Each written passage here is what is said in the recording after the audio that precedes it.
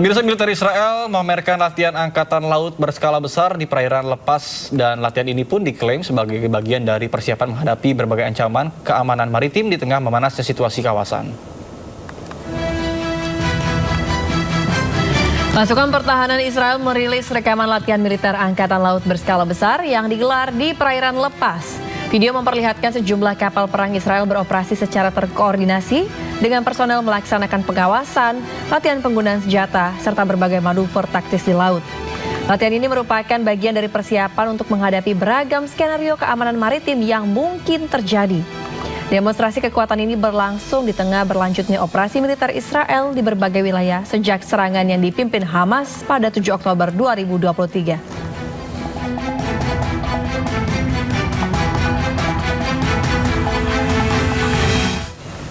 Pemirsa, pasukan Israel dilaporkan kembali melakukan operasi darat di wilayah Suriah bagian selatan perbatasan antara Israel dan Suriah. Pasukan Zionis ini juga mendirikan pos pemeriksaan sementara untuk melakukan pemeriksaan terhadap warga maupun kendaraan yang melintas.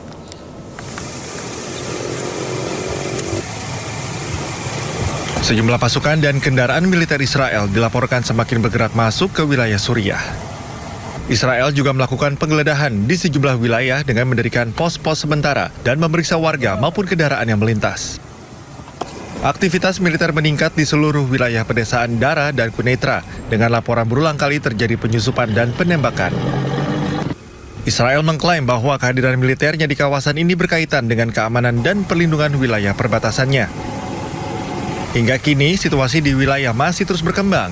Kekhawatiran akan adanya kemungkinan keterlibatan kelompok bersenjata di daerah ini akan menambah ketegangan dan menjadikan konflik yang lebih besar.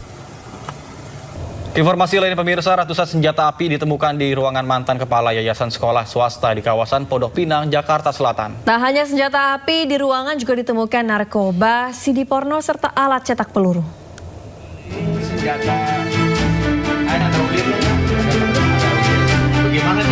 Ratusan senjata api, pistol, serta senapan kaliber 4,5 mm ditemukan polisi dan pihak sekolah dalam ruangan mantan kepala pembina yayasan sekolah swasta di Pondok Pinang, Kebayoran Lama, Jakarta Selatan.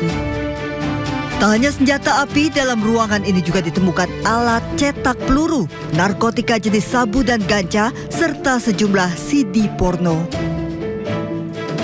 Sekolah meminta pendampingan polisi membuka ruangan yang selama ini tertutup dikunci oleh eks-ketua yayasan untuk digunakan keperluan belajar mengajar.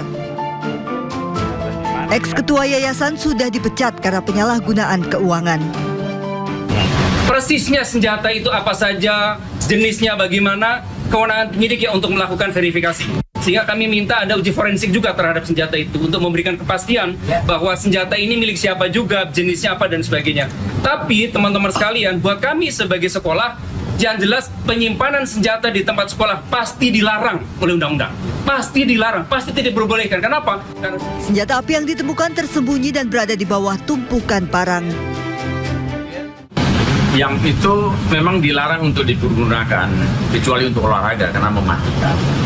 Jadi, kok bisa ada di situ? Pertanyaannya. Mereka buat silent di situ dengan cara menumpuk seperti barang biasa. Ternyata begitu saya buka, isinya seperti itu. Lalu tiba-tiba ada lagi yang lain, shotgun kaliber 1270. Selain mengungkap asal-usul senjata dan narkotika, sekolah juga meminta polisi menyelidiki pihak yang bertanggung jawab atas penyimpanan barang-barang berbahaya di lingkungan sekolah. Dari Jakarta, Rizky Fahlupi, iNews melaporkan. Pemirsa, Menteri Koordinator Bidang Politik dan Keamanan RI, Jenderal TNI Purnawirawan Jamari Caniago, tegaskan video unjuk rasa yang beredar belakangan di media sosial itu adalah hoax atau informasi bohong. Meski demikian, ia juga berkata bahwa pemerintah tidak melarang aksi unjuk rasa. Video itu saya nyatakan tidak benar. Tidak ada di wilayah Indonesia, di tanah air kita, ada hoax-hoax yang seperti itu. Mungkin itu terjadi pada masa lalu. Pada saat sekarang ini ke depan tidak ada. kami sudah bekerja bersungguh-sungguh dengan tenaga yang kuat dan keras, kami bersama-sama dengan Pak Panglima, Pak Kapolri, Pak Kabin selalu memberikan informasi itu sama sekali tidak ada. Sama sekali tidak kita temukan itu. Akun siapa ini? Ada akunnya pasti, kami akan temukan itu. Maka tadi saya katakan kalau misalnya terjadi bahwa itu ada indikasi dan bisa memenuhi ketentuan dia pelanggaran tindak pidana, kami akan lakukan itu dan kami akan melakukan tindakan secara tegas begitu. Pemasangan pagar, nggak ada itu ya, pemasangan pagar, bahkan responnya dulu kepala daerah yang bersangkutan sudah menyelesaikan, baik yang di Surabaya maupun yang di Jakarta. Tidak ada kaitannya dengan hubungan seperti yang digulirkan kabar-kabar yang akan datang, tidak ada. Jadi semuanya itu adalah kepentingan keamanan dari mereka sendiri dan itu pun sudah dianggap tidak memenuhi izin seperti yang dilakukan oleh beberapa tempat. Saya tidak mau menyebutkan mal yang mana ya, tapi kira-kira pemerintah daerah setempat sudah melakukan penertibannya. Aksi unjuk rasa tidak ada larangannya, ya tidak ada. Menyampaikan unjuk rasa adalah penyampaian pendapat dari masyarakat. Tidak ada satupun yang melarang untuk itu. Yang dilarang yang tidak diharapkan adalah soal tindakan-tindakan anarkis. Ya, tidak dengan anarkis. Kalau misalnya unjuk rasa dengan tertib menyampaikan kritikan, boleh-boleh saja. Bahkan berulang kali Presiden mengatakan kritikan itu perlu. Dan kami meyakini kritikan-kritikan semacam itu sangat menyegarkan buat kami. Sangat menyegarkan. Oleh sebab itu silakan unjuk rasa, tidak masalah. Selama tidak mengganggu kepentingan rakyat, masyarakat luas, selama dilakukan dengan tertib, tidak melakukan perusakan, tidak apalagi sampai dengan pembakaran seperti masa-masa lalu. Pemirsa, Dr. Tifauzia Tiasuma menyatakan mengakhiri keterlibatan aktifnya dalam polemik ijazah Presiden ke-7 Republik Indonesia Joko Widodo. Tifa merasa tugas ilmiahnya dalam mengkaji ijazah Jokowi telah selesai.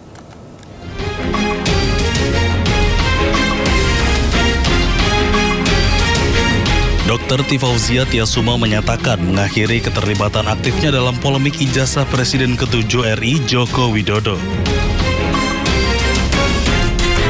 Dr. Tifa menganggap kajian analitis dan neuropolitika terkait ijazah yang ia lakukan sudah cukup sehingga ia memilih fokus pada bidang keilmuan kesehatan.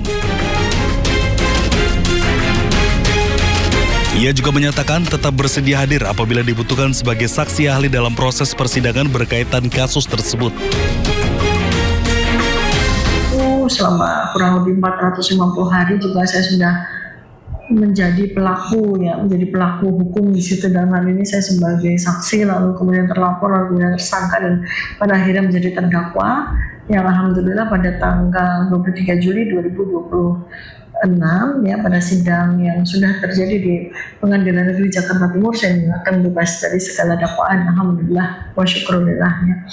Itu adalah sebuah momentum di mana saya harus berpikir, ya saya harus memberikan keputusan kepada diri sendiri bahwa sekali lagi terkait dengan persoalan ijazah ya, bagian saya sudah saya tunaikan, jadi sudah cukup untuk saya.